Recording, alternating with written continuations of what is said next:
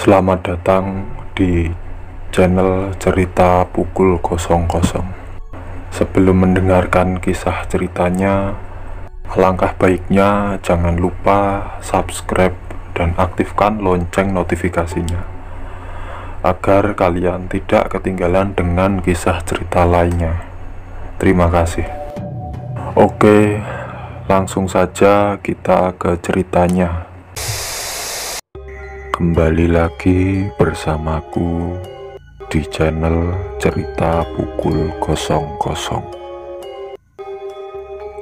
Kali ini aku akan menceritakan kisah yang berjudul Lebih Baik Mati. Karya ini ditulis oleh Endang Purwanti. Pagi itu kabut tebal masih mendekap di perkampungan tempat tinggalku. Hawa dingin pun dengan setia menyeruak masuk ke dalam rumah-rumah penduduknya.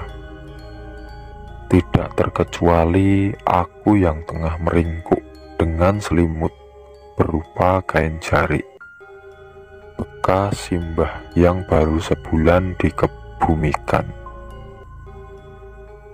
Si ayam jantan berkumandang dengan lantang,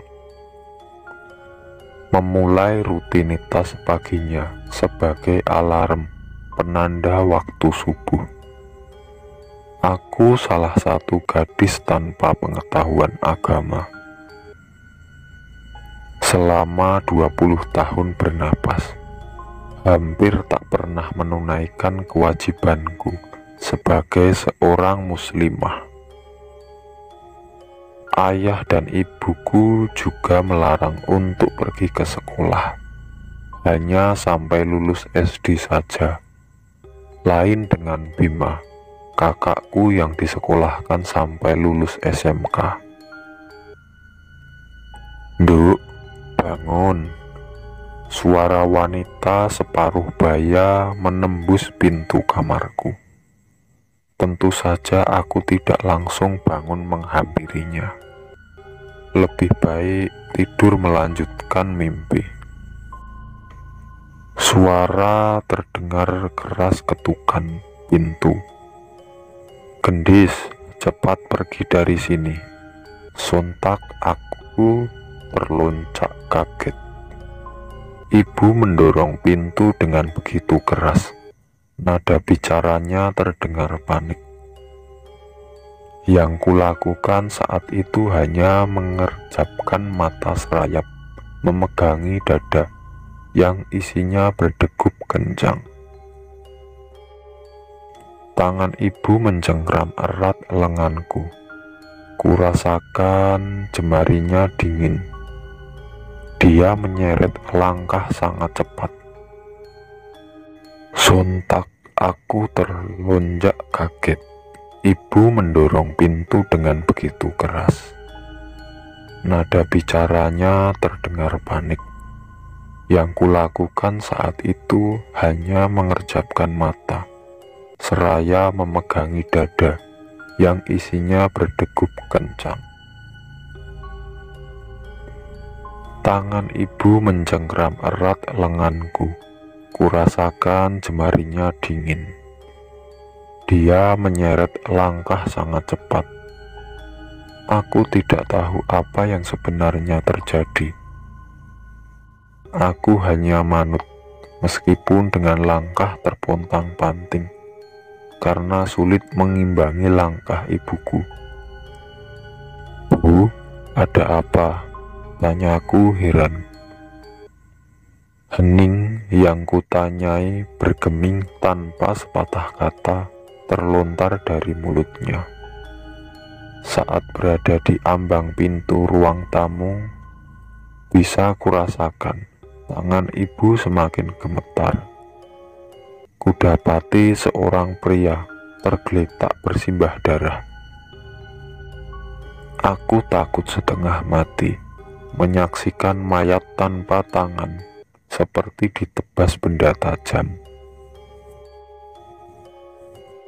Ibu langsung menutup mataku, tapi aku menepisnya kuat-kuat. Saat itu rasa penasaran jauh lebih besar daripada takut. Aku menekuk lutut, lemas bagaikan kehilangan duri.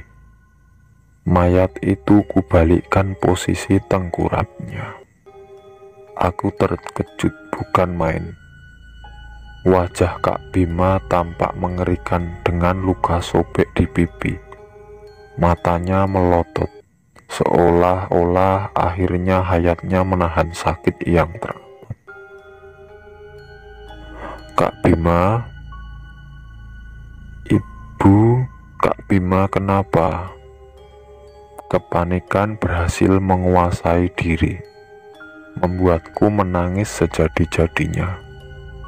Ibu pun turut menangis, tapi entah mengapa dia terus menarikku, seolah ingin membawaku pergi sejauh mungkin. Sinting, itu Kak Bima gimana? Ibu macam apa kau ini? Kak Bima ditinggalkan begitu saja. Emosi dalam diri meledak saat itu juga, hingga aku terus mencemooh ibu kandungku sendiri. Ingin rasanya kembali ke rumah untuk mengurusi mayat Kak Bima. Tapi ibu terus membawaku menuju jalan aspal yang letaknya tidak begitu jauh dari rumah. Bukan jalan biasa yang kulewati, melainkan pekarangan kosong yang sepi orang. Apalagi di waktu sepagi itu, aku masih ingat hanya ada seorang kakek yang berpapasan dengan kami. Tangannya memikul karung yang entah berisi apa. Aku tak menghiraukannya, masih kalut dengan kejadian yang tengah kualami. Tidak lama kemudian kami sampai di jalan aspal. Tepatnya di perempatan jalan, aku dan ibu berhenti melangkah.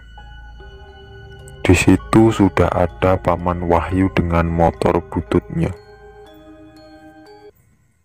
"Ayo cepat," ucap Paman Wahyu setengah berteriak.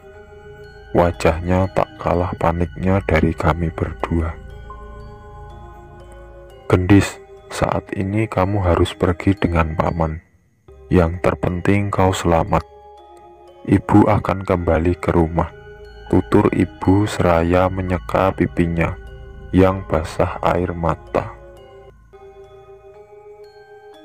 Tapi apa yang sebenarnya terjadi, Bu?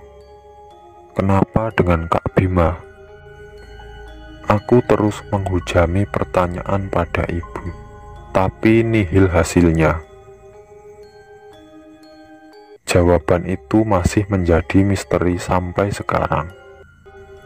Ibu tidak bisa memberitahumu sekarang. Cepat pergi, Gendis.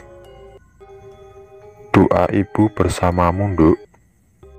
Ibu mengecup keningku.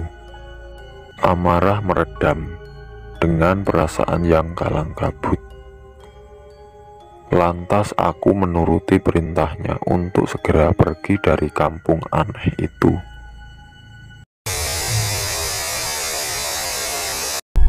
Itulah kisah cerita horor nyata dan fiktif. Semoga dari kisah cerita ini kita bisa mengambil sisi positif dan membuang sisi negatifnya. Oke teman-teman, sekian dari kisah cerita ini. Semoga menghibur dan semoga cerita ini dapat menjadikan pelajaran berharga buat kalian. Jangan lupa subscribe, like, share, dan oke, terima kasih.